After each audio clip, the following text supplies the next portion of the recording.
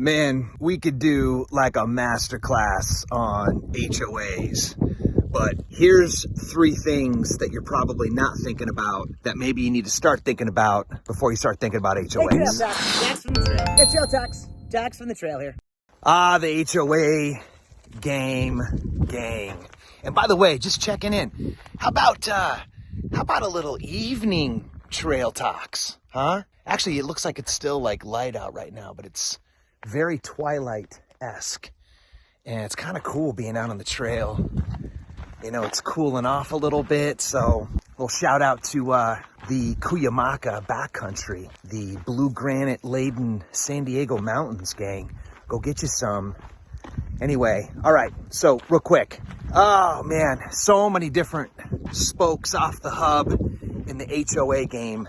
But here's something keeps kind of popping up, right? So one of the nuances here of HOAs is cool categorically for the idea that any of the big 5, right? So you're approaching a property, you're always Concernicus 10 around the big 5, right? The big 5's what? It's roof, foundation, plumbing, electrical, all the major functioning systems, right? So kind of cool if you could actually grab the debate stage in favor of HOAs and know that when it comes to the old housing stock here locally, something in the 90th percentile of all homes were built before 1978 here. They didn't even have Title 24 enacted before then, right? So a lot of old housing stock. So it's not a matter of if, it's a matter of when, right? So you imagine you're merging into a conversation on a home, right?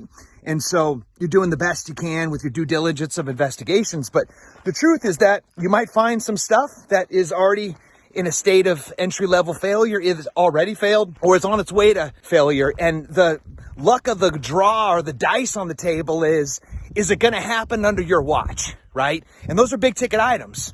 So if you introduce yourself into a larger conversation that's part of a collective in this case, right? What you're doing is you're taking that and you're mitigating it. And you're saying, look, it's going to happen at some time, but when it happens, I'm not alone, right? I'm sharing it with these 6 other knuckleheads or 8 other knuckleheads or 306 or more, right? And you're spreading those costs out. So yeah, you might get a special assessment and might sting a little bit, but better than having to write the whole check yourself. So number 1, it's not a matter of if, it's a matter of when it comes to repairs.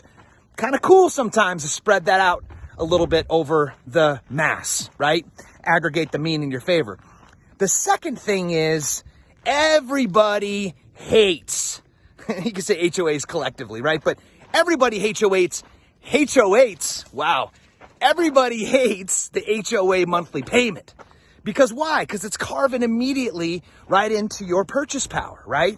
And a quick little rule of thumb, with rates as low as they are right now, about every $50 of monthly fee is actually chopping off about $10,000 of home you're not buying, right? So if you think about it, very common to have a, $300 HOA? Well, that's $60,000 of purchase power you're shaving off right there. So you're going to get something back for it, but still, right? Everybody loves them some low HOAs.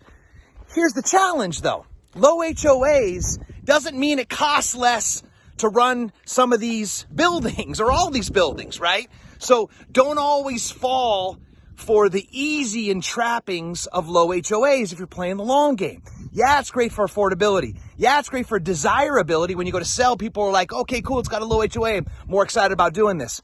But what that means, though, is it doesn't eschew financial responsibility of stuff coming up and breaking. It just means that when it does, you're going to have to shell out for special assessments, right? Because everybody wants the HOAs low. No one wants to raise them up. So that means there's no money left over in the account, no reserves, right? Which is also the third thing. High reserves ain't a bad thing, right? So if you can think about it a little more nuanced, paying a little bit more per month in HOA, not that bad of a thing if you're playing the long game. Because what that's going to mean is, first of all, it's going to weed out a lot of the knuckleheads that just don't appreciate, maybe paying a couple bucks more to have a nice place and not have deferred maintenance and not be functionally obsolescent, right? So you got a nice little complex where the grass is getting mowed and the exterior building and the roof maintenance is being taken care of. That's not a bad thing, but also might be a couple bucks left over in the coffers for when stuff does break. You might even be able to pay for it with your reserves, or it'll make the sting of the special assessment that less painful. So gang, think about those three things next time you think about an HOA, and make sure, drop us a line, give us a follow, give us a subscribe wherever you're catching this for more tips like this coming up in the home buyer game gang. The Greenhouse Group formula. 6 steps to 5 stars. 4 promises, 3 asks, 2 camps, real estate and mortgage, and 1 team. Green Team. And no excuses. All right.